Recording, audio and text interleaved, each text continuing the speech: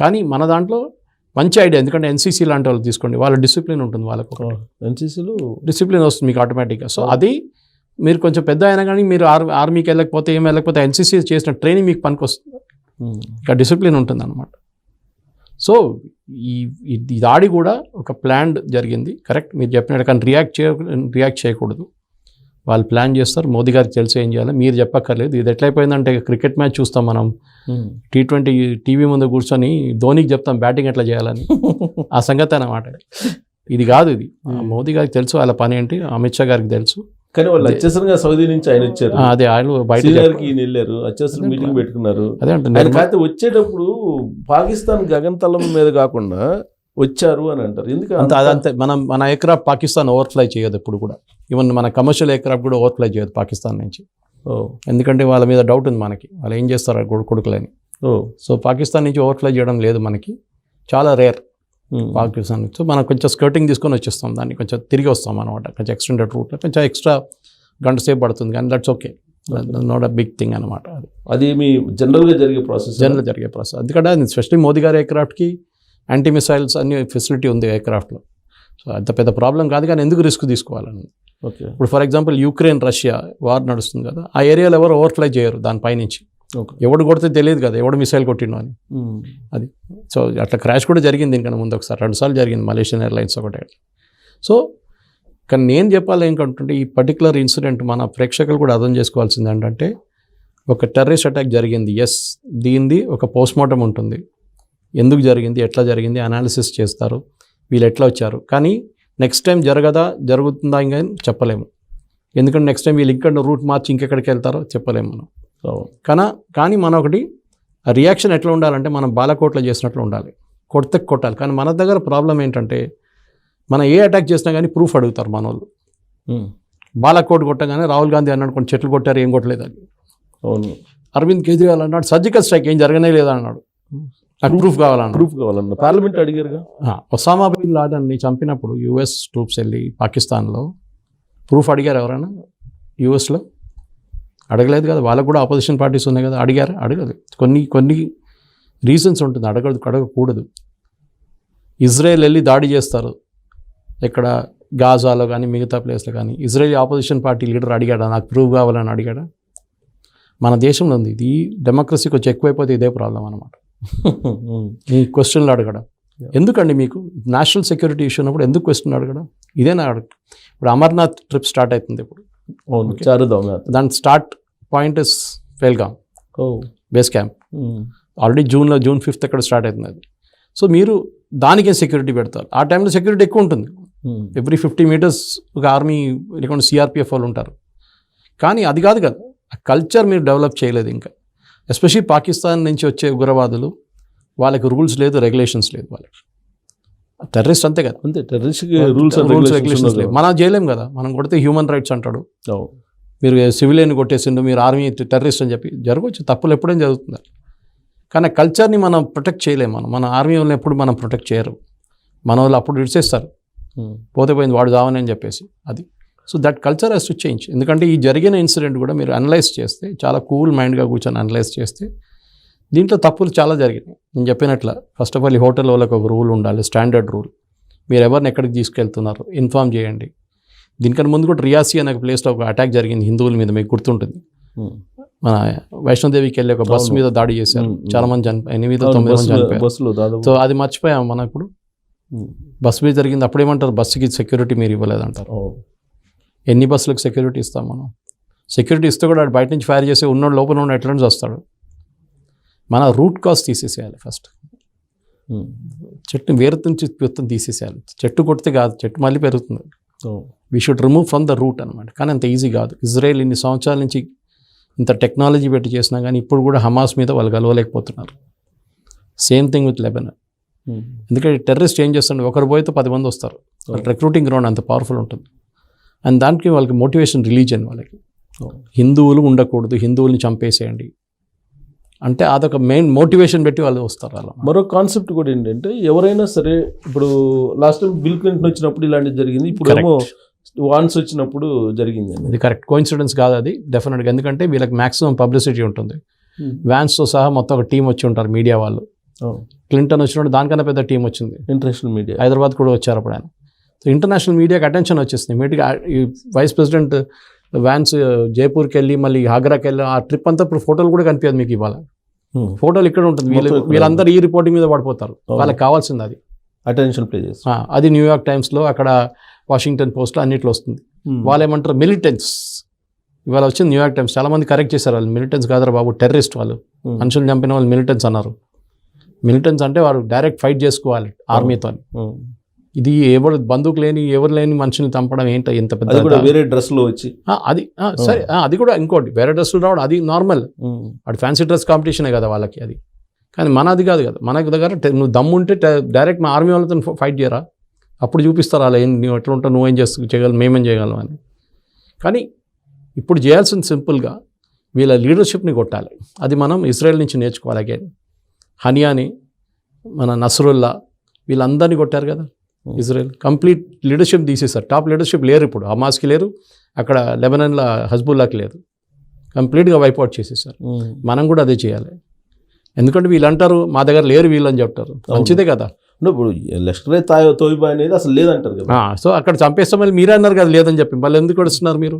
TRF అనేది ఒకటి మళ్ళీ కొత్తగా వీళ్ళని వాడిని చంపారు, మీరు వాడిని చెప్పారు, మేము చెప్పలేదు, మీరే అన్నారు కదా లేరని చెప్పి. అట్లా మనిషి లేడు అన్నారు, మళ్ళీ ఎట్లా చేసి చచ్చిపోవడం, మనకి లేనిపోయిన మనిషి ఎట్లా చచ్చాడు? అదనమాట logic. So this should be the strategy. లీడర్షిప్ని కొట్టండి. మీరు ఎంతైనా పైనుంచి చెట్టు కొడితే కూడా మళ్ళీ కొత్త కొత్త టెర్రరిస్ట్ వాళ్ళు వస్తారు. కానీ మీరు ఒకసారి లీడర్షిప్ని కొట్టారనుకోండి కింద నుంచి, అక్కడి నుంచి మొత్తం అయిపోతుంది ఆర్గనైజేషన్. కంప్లీట్గా పోదు, అది టైం పడుతుంది. రెండోది పాకిస్తాన్ మీద ప్రెషర్ పెట్టడం. FATF అని చెప్పి వాళ్ళ ఫైనాన్షియల్ టాస్క్ ఫోర్స్ ఒకటి ఉంది, ఈ టెర్రరిజం ట్రాక్ చేయడానికి డబ్బులు ఎక్కడి నుంచి ఎక్కడికి వస్తుంది అనేది. దాన్ని ఇప్పుడే బయటపడ్డారు పాకిస్తాన్. మళ్ళీ వాళ్ళని దాంట్లో ఇంక్లూడ్ చేయమని చెప్పాలి. అది కూడా టెర్రరిస్ట్ స్పాన్సరింగ్ నేషన్ అని పెట్టాలి వీళ్ళ మీద. అది కూడా ఒకటి ఉంది. సో మనం కూడా సౌదీ అరేబియా లాంటి కంట్రీస్, మనతో చాలా ఫ్రెండ్లీ ఉన్న కంట్రీస్ని వాడుకొని ఈ పాకిస్తాన్ని కంప్లీట్గా ఐసోలేట్ చేయాల్సి వస్తుంది. కానీ పాకిస్తాన్ ఇప్పుడు ఏం చెప్తుందంటే వాళ్ళ రక్షణ మంత్రి అది ఇంటర్నల్గా ఇండియాలో ఉండేటువంటి క్లడ్జెస్ కారణంగా ఏర్పడింది, మణిపూర్లో లేకపోతే నాగాల్యాండ్, ఛత్తీస్గఢ్, ఇవన్నీ అంశాలు చెప్తున్నారు. అదంతా వాళ్ళ కంట్రీలో with in the country unrest కారణంగా జరిగింది. అన్రెస్ట్ కారణంగా హిందువుల పేరు అడుగుతారా? ఛత్తీస్గఢ్లో నక్సలైట్స్కి దీనికి సంబంధం ఏముంది? మణిపూర్లో క్రిస్టియన్ 2 డినామినేషన్స్ పెట్టి కొట్టుకుంటే మనకేం పోయింది? దీనికేం సంబంధం ఉంది? ఓకే, చాలా క్లియర్ పాకిస్తాన్ని చేపించారనేది. మీరే అన్నారు కదా, మీ ఆర్మీ చీఫే అన్నారు, అన్ఫినిష్డ్ అజెండా ఉంది, we will bleed India with 1000 cuts. So we will, that is very very obvious. దొంగ ఎప్పుడు దొంగతనం చేశాను చెప్పాడండి. పోలీసు వాడు తీసుకెళ్ళి 4 కొడితే వాడు ఎప్పుడు చెప్తాడు చేసినా లేదా అని చెప్పేసి. మీరు ఇవాళ దాకా చూసారు ఏదైనా దొంగ నేను దొంగతనం చేశానని చెప్పి ప్రౌడ్గా వచ్చి టీవీ ముందు నిలబడి చెప్తాడా? చెప్పాడు. వాడిని ఎట్లా ఇన్వెస్టిగేట్ చేయాలి, ఎట్లా పట్టుకోవాలని అది పోలీసు వాళ్ళకి తెలుసు. సేమ్ థింగ్ మన సెక్యూరిటీ ఫోర్సెస్ కూడా వాళ్ళకి తెలుసు. వీళ్ళెవరు అంత క్లారిటీ ఉంటుంది వాళ్ళ దగ్గర. ఫోటోలు వచ్చేసినాయి, ఆల్రెడీ పేర్లు కూడా వచ్చేసినాయి. అవును, కొన్ని ఫొటోస్ కూడా అంతే. రేపు వాడిని ఖతం చేస్తే కూడా ఎవరు అన్నారు మాట్లాడరు. అవి పోయిందా లేదా వాడిని ఎత్తుకపోయి ఇక్కడ క్యాంప్లో పెట్టుకొని కొట్టి మొత్తం డీటెయిల్స్ అంతా బయట తీస్తారు వాళ్ళు. ఇదంతా మన ఫోర్సెస్కి తెలుసు, చాలా బాగా చేస్తూనే ఉంటారు. కానీ మన కన్ను మూసుకోవాలి అంతే. గతంలో ఎప్పుడు కూడా టెర్రరిస్ట్ అటాక్లు జరిగినా కానీ పోయి మీ ప్రధానమంత్రి చెప్పు లేదంటే చాలా లేదు కదా, ఈసారి నరేంద్ర మోడీకి చెప్పుకోండి పోయి అని. అది ఒక చాలా ఇంపార్టెంట్ ఒక టర్నింగ్ పాయింట్ ఎంటైర్ అటాక్లో. నేను అది చెప్తున్నాను, మనం ఒకరిని భయపడుతున్నప్పుడు నువ్వు వెళ్ళి వాంతో చెప్పుకో, నాకు వాంతోనే కోపం, నువ్వు వెళ్ళి వానుకొని చెప్పుకో అని. ఓకే, అంటే మోదీ గారి మీద ఉన్న కోపం ప్రజల మీద తీరుతున్నారు. దమ్ముంటే మోదీ గారి దగ్గర రాను, అప్పుడు SPG వాళ్ళు చూపిస్తారు ఏం చేయాలనేది. అదే కదా, అంటే మోడీ మీద వ్యతిరేకత పెంచే కార్యక్రమం. అదే ఆబ్వియస్, పర్సనల్గా వాళ్ళకి మోదీ నడిమిట్లో మోదీ ఉన్నారు. మాకు ఇండియా కాదు మోడీ టార్గెట్, మాకు మోదీ టార్గెట్. ఎందుకంటే మోదీ మమ్మల్ని ఆపేస్తున్నాడు, ఏం చేయనియట్లేదు. టెర్రరిజం, కాశ్మీర్ మొత్తం 370 తీసేసాడు, అన్ని 35 తీసేశాడు. సో మోదీ మీద ఉన్న కోపం అది ప్రజల మీద చూపిస్తున్నారు. మోదీ లేరనుకోండి మొత్తం కంప్లీట్ వాక్ ఓవర్ చేసుకుంటారు వాళ్ళు. రాహుల్ గాంధీ లాంటి వాళ్ళు ఉంటాయి, అమ్మేసుకుంటారు వాళ్ళు, దేశంలో అమ్మేసుకుంటారు వాళ్ళు. మోదీ అది చేయనట్లేదు, అది వాళ్ళ కోపం. ఈసారి మేము మీకు అండగా ఉంటాము, మీరు ఏమనుకుంటే అది చేయండి అని చెప్పి మల్లికార్జున ఖర్గే, తర్వాత రాహుల్ గాంధీ వీళ్ళందరూ చెప్పారు కదా. అది వారం చెప్తారండి, దాని తర్వాత మళ్ళీ వాళ్ళు పాట మాస్తారు. ఇంటెలిజెన్స్ ఫెయిల్యూరు అదే అన్నీ ఉంటుంది. మీరు ముస్లిమ్స్ని టార్గెట్ చేస్తున్నారు, మళ్ళీ వస్తుంది. ఇప్పుడు ఈ 3లో వాళ్ళు చెప్తే అందరు కలిసి కొడతారు. ఇప్పుడు నేను ఆల్రెడీ రాబర్ట్ వాద్రా చెప్పాను ఒక వీడియోలో ఏనైతే చూశాను ఇప్పుడు నేను ట్విట్టర్లో చెప్పేస్తున్నాడు మీరు హిందుత్వ అని చేస్తున్నారు, దానికోసం వాళ్ళ కోపం వచ్చి వాళ్ళు చంపేశారు హిందువులని. ఆలోచించండి. గాంధీ ఫ్యామిలీ, నెహ్రూ గాంధీ ఫ్యామిలీలో మనిషి ప్రియాంక వాద్రా వాళ్ళ హస్బెండ్ ఇది చెప్తున్నారు. ఇక వాళ్ళు ఎందుకు చేశారు, ముస్లిం టెర్రరిస్ట్ అంటే మీరు హిందుత్వ అని చెప్తున్నారు, దానికోసం మీ హిందువులు ఏదో చేస్తున్నారు, ముస్లిమ్స్ మీద దాడి చేస్తున్నారు, దానికోసం వాళ్ళు వచ్చి హిందువులు చంపారంట. సో ఇట్లాంటి పొలిటీషియన్స్ అందరు ఉన్నారు. మనకి బయట పాకిస్తాన్ అక్కర్లేదు, మన దేశంలో ఉన్నారు ద్రోహులు. అది కొన్ని ఎగ్జాంపుల్స్ అన్నమాట ఇదంతా.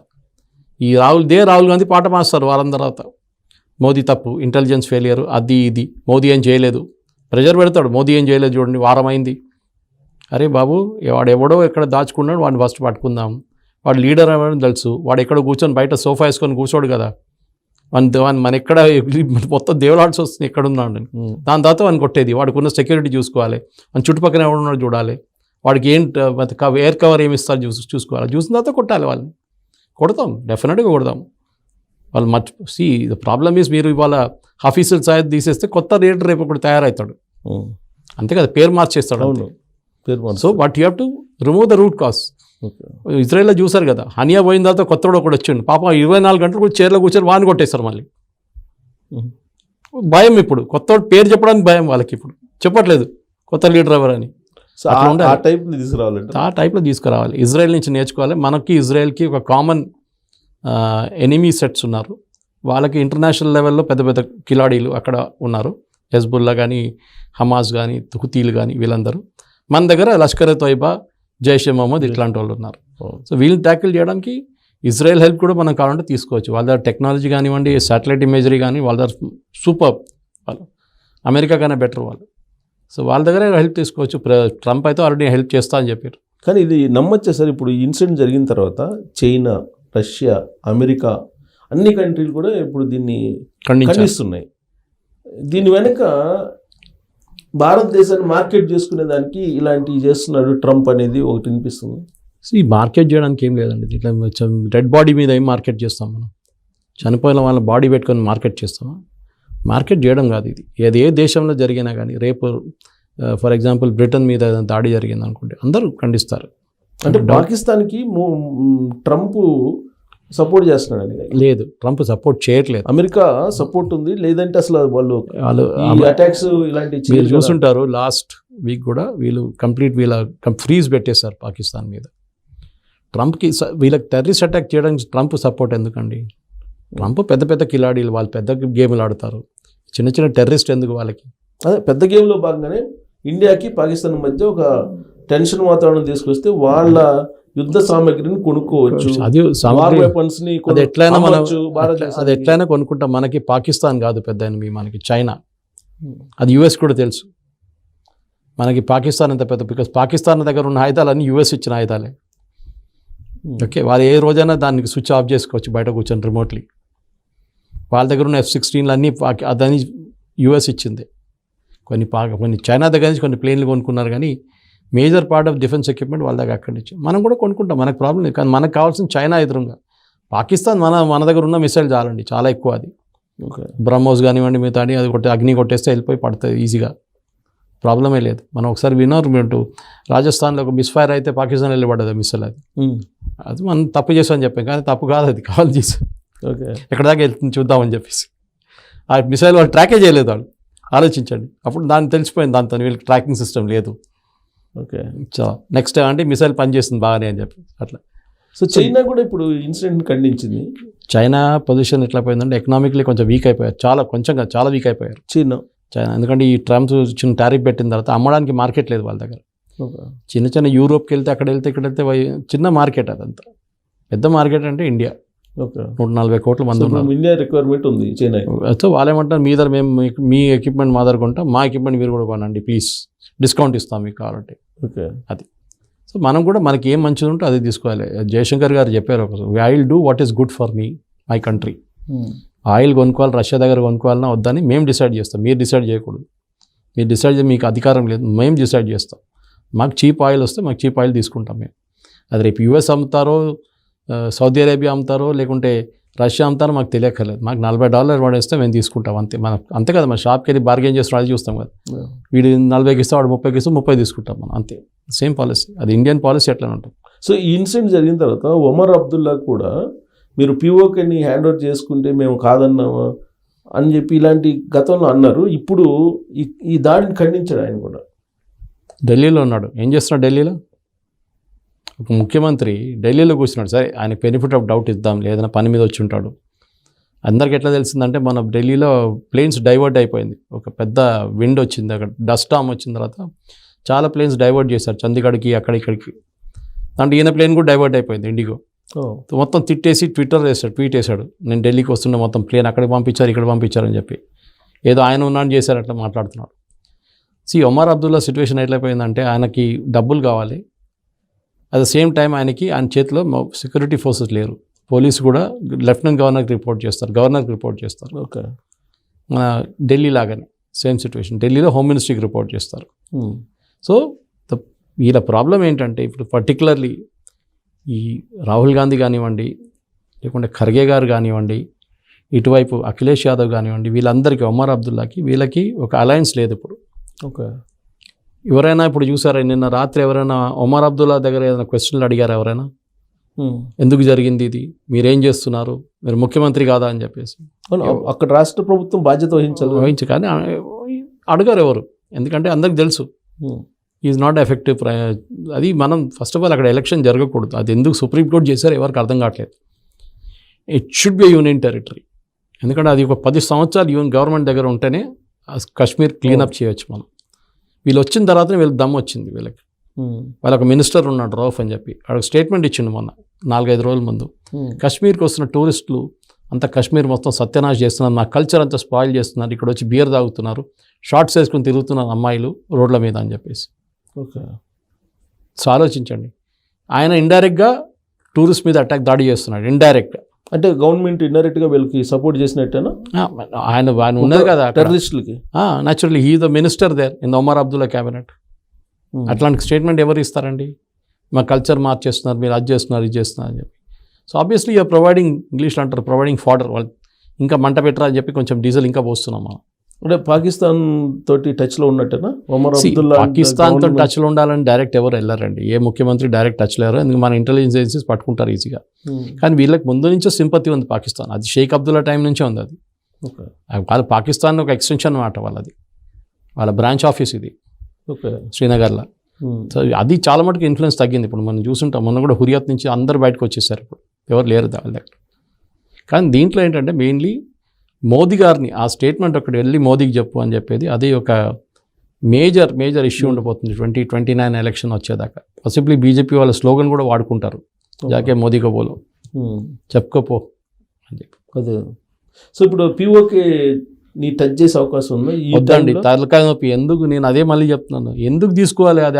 అక్కడ ఉన్న టెర్రరిస్ట్ కూడా మళ్ళీ ఇక్కడ మన దగ్గరకు వస్తారు, ఉన్నదే మనకు తలకాయ నొప్పి, ఎందుకు మళ్ళీ అక్కడ వెళ్ళి పిఓకే ముట్టడం?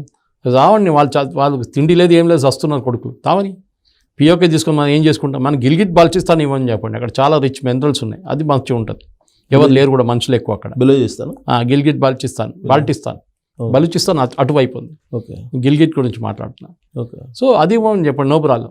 మనకి పిఓకే వద్దు, తలకాయ నొప్పి, అక్కడ మొత్తం దొంగలు టెర్రరిస్టులు అందరూ ఉన్నారు అక్కడ, వాళ్ళు అక్కడే ఉండండి, అక్కడే దావనియండి. కానీ మోడీ బీజేపీ ఎజెండా అదే అంటారు, అది చెప్తూనే ఉంటారు, చెప్పాలి కదండి, అప్పుడప్పుడు గుర్తు చేస్తూనే ఉండాలి. మన ఇండియన్ పార్లమెంట్ పాస్ రెజల్యూషన్ ఉంది, అది the PoK belongs to India అని. మనం 23 సీట్లు కూడా పెట్టుకున్నాం వాళ్ళ కోసం జమ్మూ కాశ్మీర్ అసెంబ్లీలో. సీట్లు ఎవరు వేయలేదు, ఎవరు ఎలక్షన్ పోటీ చేయరు, అక్కడ ఎలక్షనే లేదు కదా అక్కడ. కానీ మన 23 సీట్లు పాకిస్తాన్ ఆక్యుపైడ్ కాశ్మీర్గా పెట్టుకుంటాం, వాళ్ళేమో మన దగ్గర ఇండియన్ ఆక్యుపైడ్ కాశ్మీర్ అంటారు, మన దగ్గర ఉన్న కాశ్మీర్. అదన్నీ చెప్పుకుంటా, పాలిటిక్స్, అది ద గేమ్, అది ఆడుకుందాం, మనం కూడా ఆడుకుందాం. కానీ మనకు ఈ పిఓకే మీద చేయబెట్టకూడదు, మన షియర్ వేస్ట్ ఆఫ్ టైం. మనం దాని బదులు కాశ్మీర్ డెవలప్ చేసి, మన దగ్గర ఉన్న కాశ్మీర్, జమ్మూ అండ్ కాశ్మీర్ డెవలప్ చేసి వాళ్ళకి చూపిద్దాం. ఇప్పుడు బారాముల్లా దాకా ట్రైన్ పోతుంది, అక్కడ ఇన్ఫ్రాస్ట్రక్చర్ డెవలప్ చేస్తున్నారు, పెద్ద పెద్ద ఆర్చ్ బ్రిడ్జ్ కట్టారు, చెనాబ్ మీద మీరు చూస్తుంటారు, ట్రైన్ డెవలప్మెంట్ చూపిద్దామండి పాకిస్తాన్కి. మీ దగ్గర మీరు తిండి కోసం ఆట కోసం కొట్టుకుంటున్నప్పుడు మా దగ్గర చూడండి ఎట్లా ఉన్నారని చెప్పేసి అది చూపించాలను. మా ప్రజలు ఎంత హ్యాపీగా ఉన్నారు, వాళ్ళకి అన్ని సదుపాయాలు ఇస్తున్నాం మేము, అది చూపిస్తే చాలు. That is the victory for Modi. So ఫైనల్గా ఈ ఇన్సిడెంట్ రెసిప్రోకల్ వ్యవహారం ఎలా ఉంటుంది రాబోయే రోజుల్లో ఎవరితోని? పాకిస్తాన్తో. పాకిస్తాన్? మనకి ఏం లేదు కదా, we have nothing with them. Cricket match లేదు, ఏం లేదు. మన అన్నిటికంటే పెద్ద ఎక్స్పోర్ట్ క్రికెట్, అదే లేదు. అదే కొట్టుకుంటున్నారు కదా వాళ్ళు. మన పాకిస్తాన్లో వాళ్ళ దగ్గర ఒక లీగ్ ఉంది వాళ్ళ దగ్గర, పిఎస్ఎల్ ఏదో చెప్పి ఏదో పేరు ఉంది దానికి. దాంట్లో బెస్ట్ ఏదో ఫారిన్ క్రికెటర్కి మ్యాన్ ఆఫ్ ద మ్యాచ్కి హెయిర్ డ్రైయర్ ఇచ్చారు ప్రైజ్. అందరు నవ్వుకున్నారు, ఇదేంట్రా హెయిర్ డ్రైయర్, 2,000-3,000 రూపాయలు హెయిర్ డ్రైయర్ వస్తుంది, మ్యాన్ ఆఫ్ ద మ్యాచ్కి అది ఎవరైనా ఇస్తారా? మా దగ్గర ఇక్కడ లక్షలు ఇస్తారు, కార్లు ఇస్తారు, బైక్లు ఇస్తారు, మీరేమో హెయిర్ డ్రైయర్ ఇస్తున్నారని చెప్పేసి. సో పాకిస్తాన్ సంగతి అది. It's a failed state where వాళ్ళ ప్రైమ్ మినిస్టర్ని ఉండనియరు, ఆర్మీ రూల్ చేస్తారు, ఇమ్రాన్ ఖాన్ తీసుకెళ్లి జైల్లో వేశారు, దీనికన్నా ముందు భుట్టోని జైల్లో వేశారు, ఊరి తీసేశారు. అవును, బెనజీర్ భుట్టోని చంపేశారు. ప్రైమ్ మినిస్టర్ అందరినీ. సో వాళ్ళంతే, వాళ్ళ కల్చర్ అది. బంగ్లాదేశ్ కూడా అది చూస్తున్నాం ఇప్పుడు మనం, అదే సంగతి బంగ్లాదేశ్ నడుస్తుంది. ఇదంతా ఫెయిల్డ్ స్టేట్, దాని నడిమిట్లో మనం ఉన్నాం, ఒక stable. And that is where మోదీకు జాకే బోలో అనేది చాలా ఇంపార్టెంట్. పాసిబ్లీ 2029 ఎలక్షన్ కూడా అయిపోయినట్లేదు ఇప్పుడు.